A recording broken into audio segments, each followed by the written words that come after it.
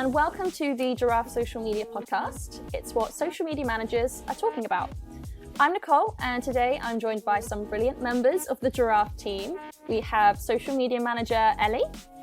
Hello. Social media manager Jordan. Hi.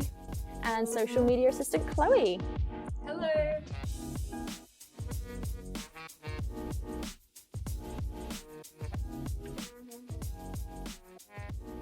So, in today's group chat episode, I'm going to be quizzing the team on all of their social media predictions for 2021 and beyond. So, as we all know, social media can be quite unpredictable, but there are some areas as social media managers we like to think we have a bit of a grasp on, can hopefully help us predict some of the next popular trends on the platforms, which is what we're going to chat about today and see what everybody thinks. So I just wanted to start off with a prediction that's kind of come true. I think we've all mentioned it on the podcast before, but it's all around authenticity. And I think everyone's probably really sick of that word by now. But something that was really, really popular last year was the transition from expensive, high budget type content that we saw from influencers and brands to a more sort of homemade driven feel to content, you know, the type of videos that have just been made in someone's bedroom, or something that is so simple it doesn't scream high budgets, or you don't think it was really manufactured, you know, it feels really real. I think that's something that was spoken about a lot last year, particularly with influencers on Instagram, but now on TikTok is just, that's the whole platform, right? I don't know about you guys, but I don't think the celebrities who come in with their sort of crazy budgets work as well. And except for Will Smith, maybe, because I know he has some like weird TikToks on there that do well. But what do you guys think? Do you think that's a prediction that's come true, or do you think we're still far off that? Like, what do you guys think? I think it's definitely come true. I like the big TikTok fan that I am now. Like, half the time I'm scrolling through and seeing ads that it takes me a good 5 seconds to clock that it's an ad, because it's been done either by a creator who obviously, like, you know, is doing it from their own home, or like from a brand who's very sneakily like just filmed it from the office, or like filmed it, you know, one of the staff members has filmed it at home. So it's kind of cool. I do like it. It's kind of refreshing to see, but at the same time it does make it harder to kind of clock that it is advertising, which I'm not always a huge fan of, but definitely when it comes to like influencers and brands, I guess, on a day-to-day posting basis, I think it's really cool to see that. And even with celebrities just kind of posting from home and trying to relate to us is kind of nice. I mean, I wonder if it's COVID that's really pushed this as well, right? The fact that people are just at home and all these celebrities are at home and they've been forced to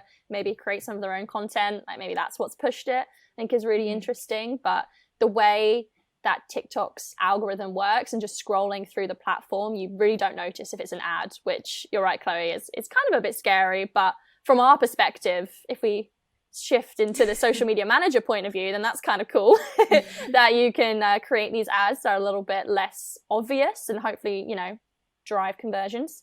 I think it's really cool that TikTok's model for ads, I think their slogan is "Don't make ads, make TikToks," or something like that. Like, it's all about making really cool content, which is great. And obviously everyone knows the music on there is just what really drives it. Like, sometimes it's not even the ad, it's just the song that they're using. If it's a popular song, I'm probably going to watch it.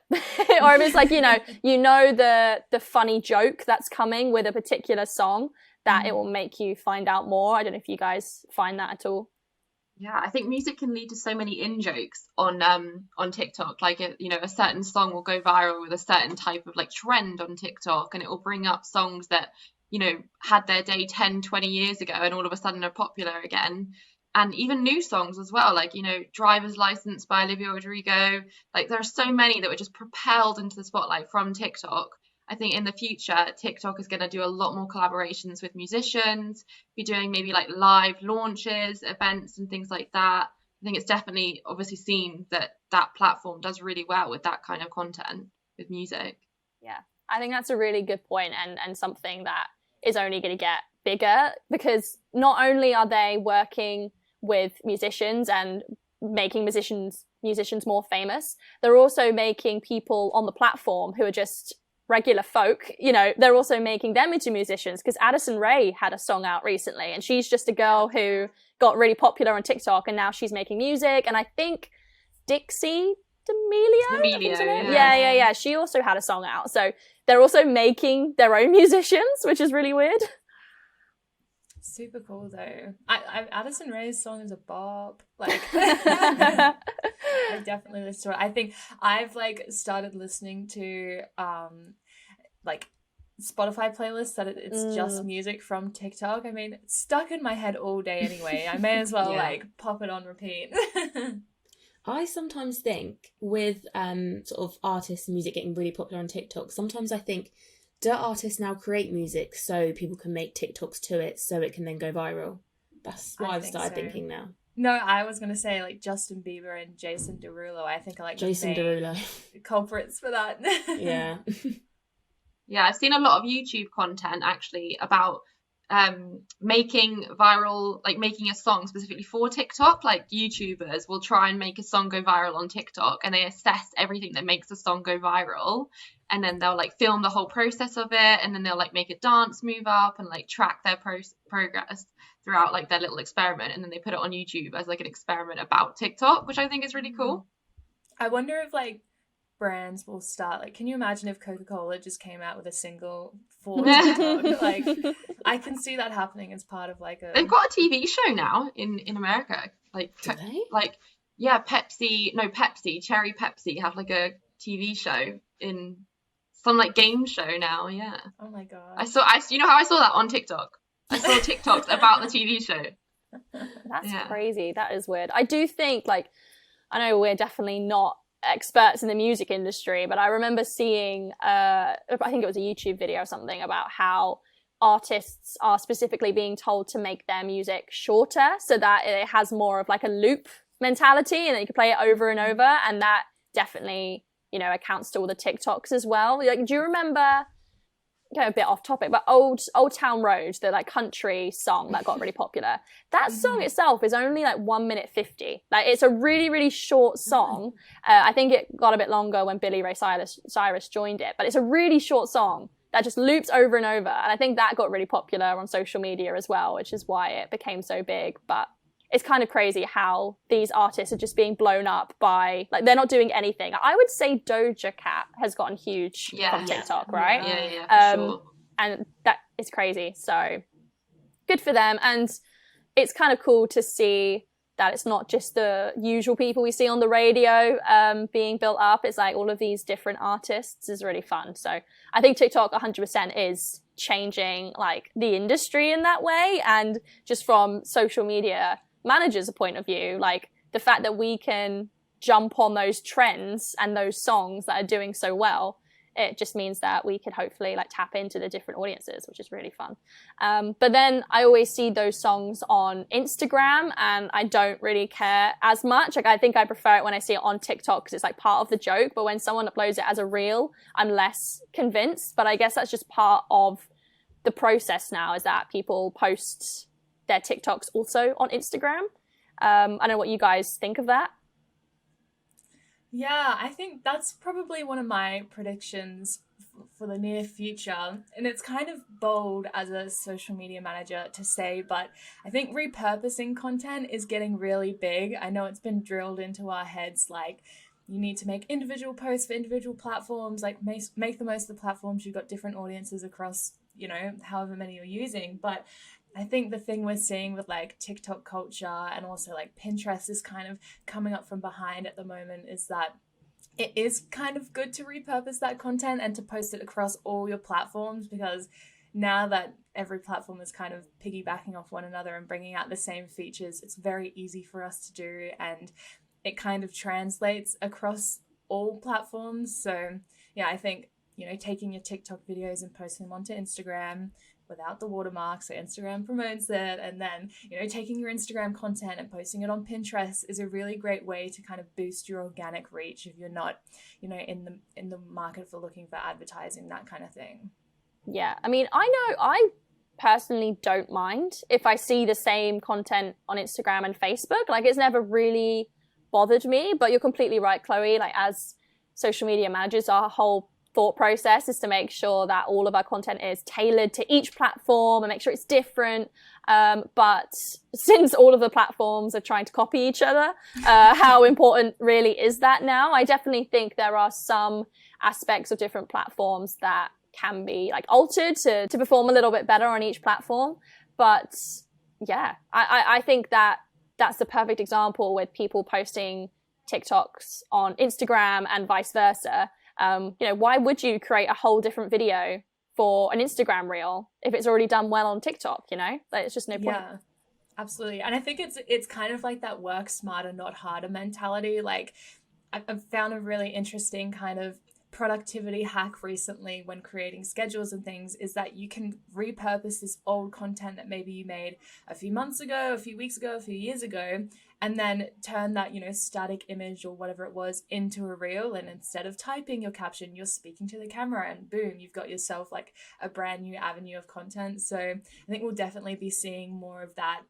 Maybe not as obvious as copying and pasting the entire thing across each platform, but, changing the way it's presented in video format, in static format, all that kind of stuff. So, yeah, definitely. There's a bit of a side note, but do you guys think on Instagram, how often do you think people should be posting these days? When I say people, I say brands, because this changes a lot, and I don't know what is sort of preferred these days, but I have an idea in mind. But I would just love to know what you guys think brands should maybe be aiming for. Let's say weekly. How many? I'm talking just about Instagram. It's a bit rogue. I've gone off the rails. I'm just really curious of what you guys think works, because there's no right answer. We all know there is no right answer to this in social media. We're just trying to figure out what works and if there's any trends. But I think an interesting prediction, because people are so focused on authenticity now and really producing content that feels real, I actually think that means people will post less, because I would prefer to wait and then see a video that is really cool and that someone just made on their own and feels really engaging, versus a brand posting a video every single day that's really high production and just not as interesting. I'm just interested to know what you guys think. I think it depends on what the content is. Like, as you said, if it's like going to be a really funny video, then I wouldn't mind seeing that a few times a week, but I'd rather that than every day having just like a hard sell like pushed down us. Like if you see a brand posting about a promotion every single day, or just really shoving it down your throat, then it's not very, it depends what the content is. I agree. I think definitely like I would prefer to see these kind of like trust building posts more than like a salesy post. But I think, in my opinion, I think consistency matters more than like how often you're posting. I think it also depends on your audience. If they're only probably active over the weekend, then posting Friday, Saturday, Sunday is enough. Like, I think Instagram, while it does have this crazy algorithm, above all, it favors consistency. So if you can like continuously post 3 posts a week, then that's cool. Like, we don't need more than that. So yeah, it's interesting. I would completely agree with Chloe there. I think it's all about consistency and the quality of the content that's actually like produced. Obviously authentic, and if it's just sort of by a mobile phone or something, that's completely fine. But I hate anything that just feels too forced, or like maybe they've published something just to have something out there that isn't really that amazing. But yeah. Yeah, I think that's really interesting, guys. I think it's definitely something to look at. I think the ideal amount of posts for a brand, it changes all the time, and I think you're completely right. Consistency is really, really important. But I kind of think maybe there will be less posts these days. I think, I know just from a personal perspective, I don't post on Instagram nearly as much as I used to, and I think it's because everyone's sort of conscious of what they're posting now, and everyone's aware of whether it's fake or whether it's not. So just taking a look into the type of content that's being shared. And then Chloe, I think you made a really good point about audiences as well. Like, it's not a bad thing to only post Friday to Monday or something like that. Like, if you can figure out what works for your audience, then do it. Maybe the moral of the story is, there is no formula for anyone, just to see what works for you. Was a bit of a side note that I thought was quite interesting to hear from you guys. Jordan, do you have any thoughts or predictions on anything that might come up or we might see on social media this year? Yeah, so I was actually looking at Facebook, and I was just sort of thinking about how with shops reopening and stuff, after having, let's say, a year in lockdown, a bit over a year, I don't know, everyone's just gotten used to buying online and just deliveries at the door every day for me. Literally every day.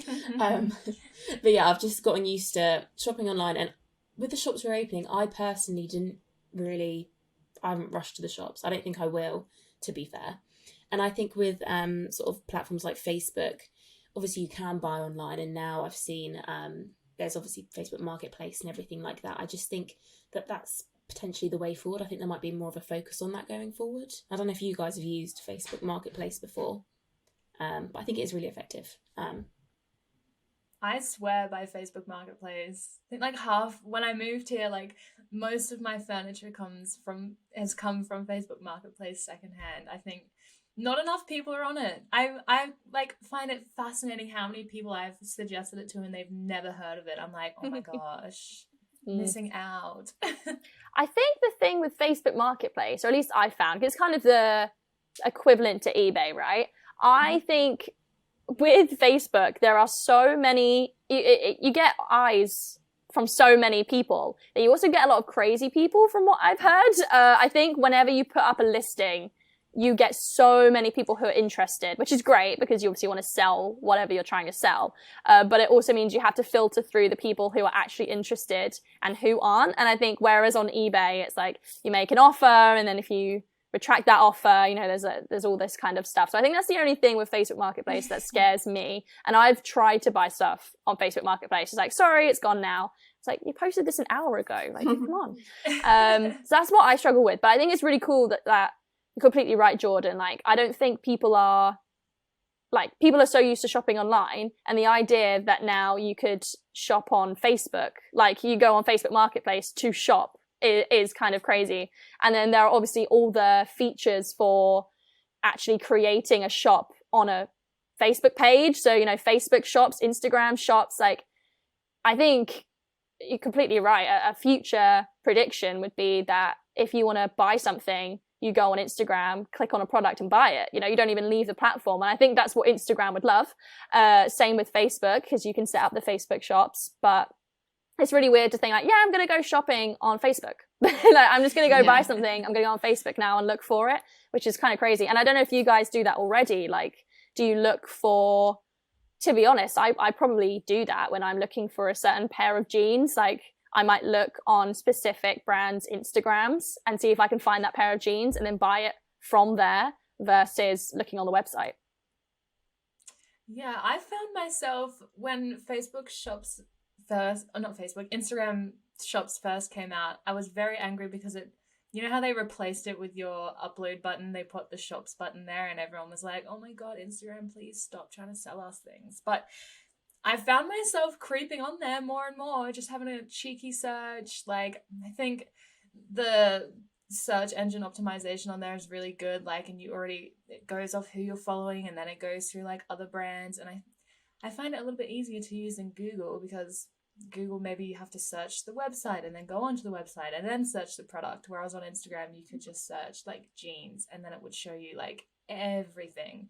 So yeah, I think it's growing on me. Yeah. I must admit, I've never really used the specific Instagram shops feature because I'm still too scared of it. But you're so right. I think, in the past, Instagram have added new features and then just kind of taken them away because no one was really interested. But this one is still here and it's been here for a while, and I think it will only grow, which is quite interesting. Ellie, have you ever used any of the Instagram shops features, or would you think of going to buy something through Instagram first? I wouldn't, only because I like apps like Depop and things like that more for that. But I do think that in China, I believe there's a TikTok equivalent where it's basically the same as TikTok, but you can shop off TikTok. So if there's a girl dancing and she's wearing a top, you can like click a button and it will tell you like the top that she's wearing, and that is like gone viral over there. People love that, and I think I would probably use that, because I love it when you see like an influencer or someone on TikTok and they're wearing something really lovely and you're like, oh, you know, you don't know where it's from. That'd be so easy. They have that here now, actually. Oh, really? Yeah, because I've been reached out to by the people who do it, like, to use it. But I cannot for the life of me remember what it's called, but I know, like, I've seen ads for it as well on TikTok by influencers who are promoting it. So I'll find it for you. Interesting. I mean, Ellie, you mentioned there like Depop. Do you think Instagram could become kind of like a Depop? Like if they have the Instagram shop feature for normal people and they like list their items and sell it, do you think that could potentially be a thing? Yeah, I think I'd be a lot more likely to use it for that. I just like buying secondhand. So if they did have it for like you said, normal people, I think that would be a lot, rather than just brands, you know, I think that would be very attractive to consumers. Yeah, I think that could be cool. And I definitely think that's definitely maybe a really far in the future prediction, but I think it's the way things are going. You know, these platforms are so, they've evolved so much now that I think you will just be able to go on any of them and buy whatever you want and sell whatever you want. I mean, that's basically what Facebook Marketplace does. So if there's that equivalent on Instagram, then I don't see why that couldn't eventually happen. Yeah, but this sure. obviously is all just speculation. You know, we can't predict the future, unfortunately, but I think it's really interesting to just get all of your thoughts and see where we think things are going. And at the end of the day, who knows what app will come around soon. It's very possible there'll be a new app that will take over everything, but I think it's just interesting to look at some of the features that are on these apps and just the trends that we've spotted.